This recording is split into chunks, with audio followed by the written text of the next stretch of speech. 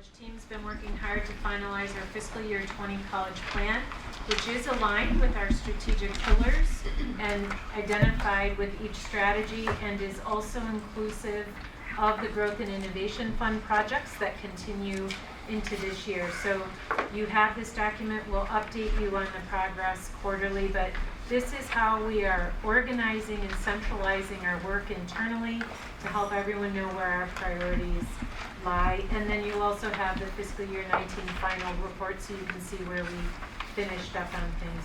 I know some trustees have had some questions because actions from the state happened after we wrapped up our fiscal year 20 budget here at CLC, so we want to provide you an update on kind of what funding happened after we were done, and then also speaking on the capital side for the capital projects that came from the state, and queuing up what our matches will be in the plan around that. So Ken is going to walk you through all of that information. Thank you.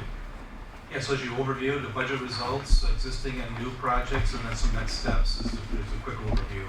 In terms of the results from the FY 2020 state budget update, there was a series of new ICCB funding sources to the Bridge Program and Student Support Services grant, and then there's also a transitional math and English pot of monies that were approved. In terms of the first $23.8 million the state approved, the college will be applying for a $1.4 million grant to that for new apprenticeship programs. And then we will be applying for the transitional math and English grants when that application process begins. In terms of the existing operating fund categories, the basic operating grant, the state approved an additional almost 5% of funding, and our share of that was approximately $640,000. Adult education on the state side, there was two components that received increases: the adult education basic and the adult education performance portion of that. Those are some nice additional dollars as well.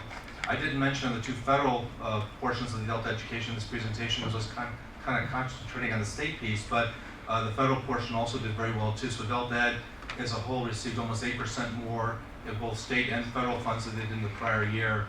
And what the team is pointing out to me on the adult ed side, they're looking to scale up their ICAP system work and also improve student referral and tracking capabilities with some of this new funds. And then the basic CTE grants, there was really no change, but those new funding sources above really are kind of addressing the CTE portion of the state funding. And then in terms of state capital projects, there was 4 new state capital projects that were approved by the state. The South Lake campus received funding for a new classroom building. There was also a classroom modernization grant that was approved for the Grays Lake and the Lakeshore campuses. There was also a small amount of money for specific Lakeshore campus renovation work. And then finally, some Grays Lake campus roof repair funds was also approved. I don't know if you recall from Dr. Sudek's presentation to the State Senate Capitol hearing, but one of the photos she used was one of our roofs that had the sandbags on there trying to keep the roof down. I think some of that lobbying work and those pictures really helped convince the legislators for some of this work.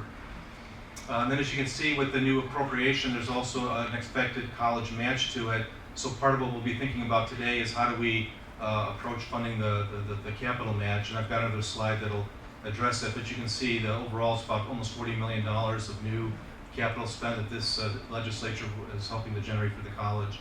And then as you can see from our existing programs, there's 528, just the Lakeshore campus project that's underway.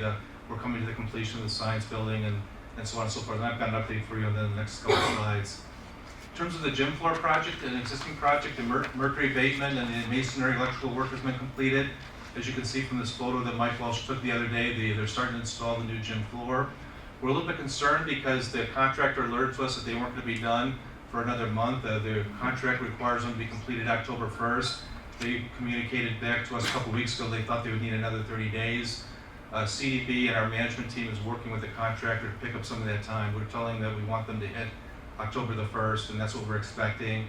And the contractor has done a good job. They've doubled the number of trades on the job to try to pick up time. They're going to start working Saturdays to pick up time. So they're going to work really hard to help us hit that deadline. And we'll know next week as to where their revised schedule is, but we know they're picking up time, and we know they're ahead of some of the early phases schedules. In terms of the science building, Dr. Stuckey mentioned the artwork.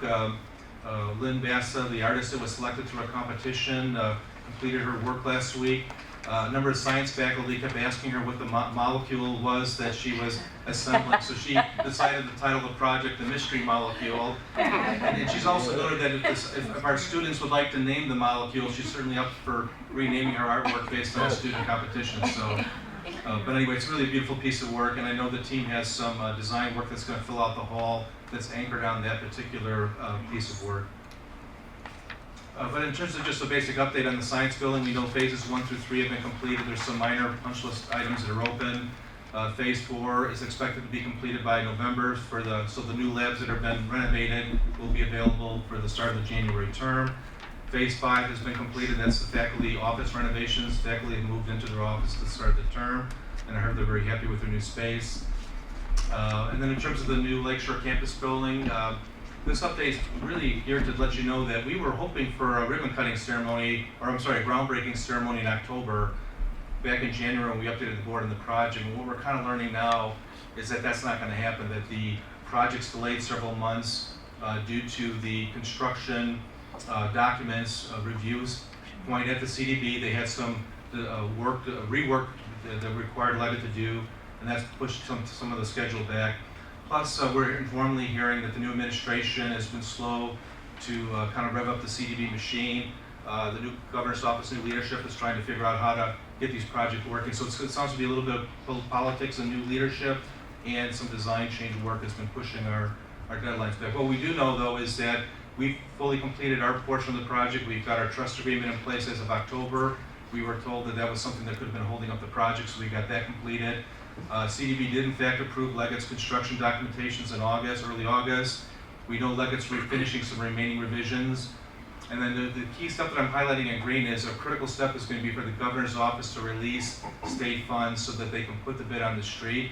And at this point we're being told we don't need to do any extra lobbying, but we may need to be coming back to the board at the end of the month if the state hasn't released those funds. We may need to take a kind of a more aggressive lobbying step like we've done in the past, where our lobbyist drafts a letter that we get our delegation to sign and take to the governor's office to try to put a little pressure on the governor's budget office to release the funds.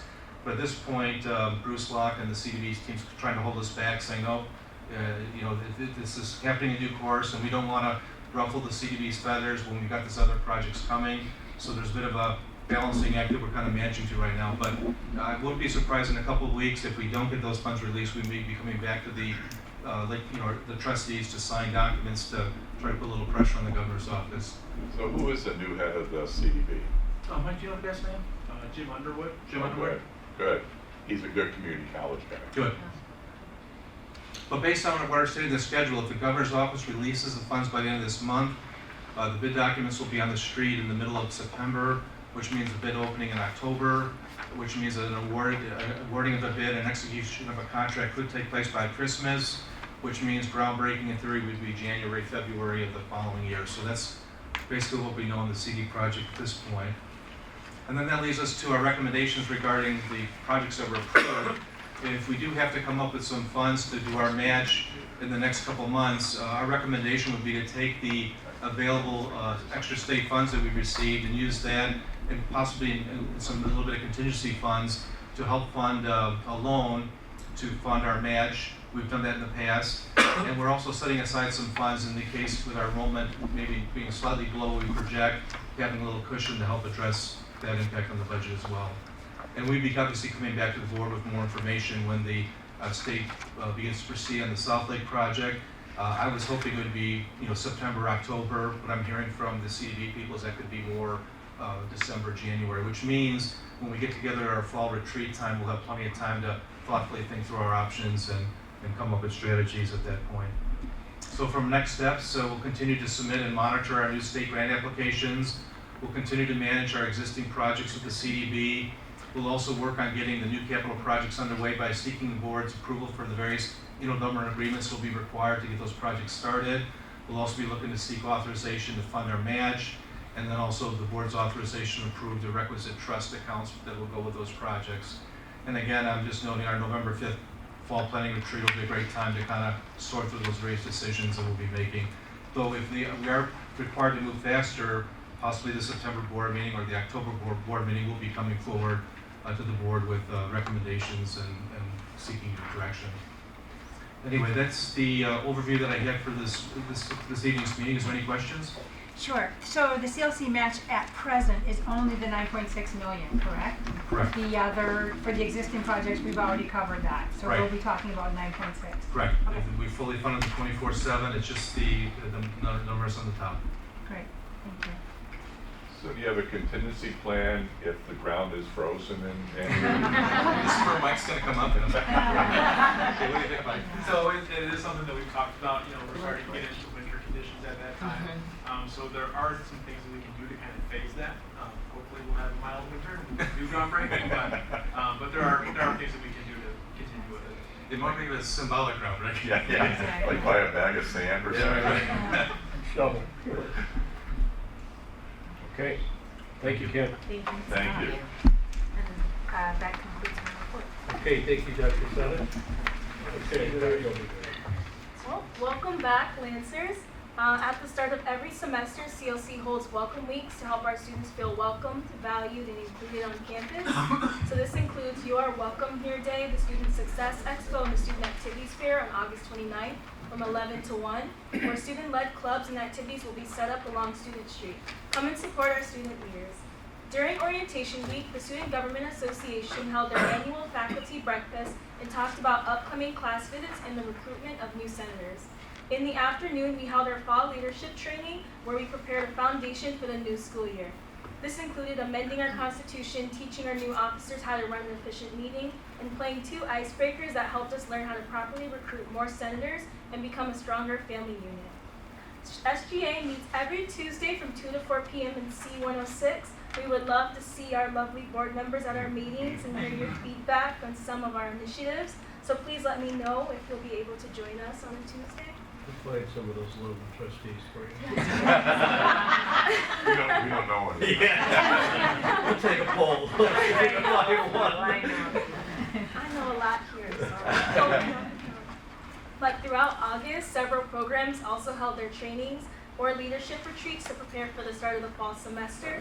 So this included the athletics department, peer mentors for TRIO, the Promise program, and the Multicultural Student Center, clubs and organizations such as Sister to Sister and Men of Vision.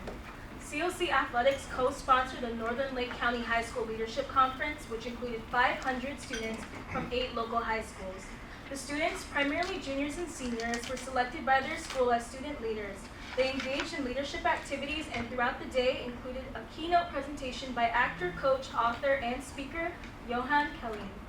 CLC was thrilled to host this event for our 4th year.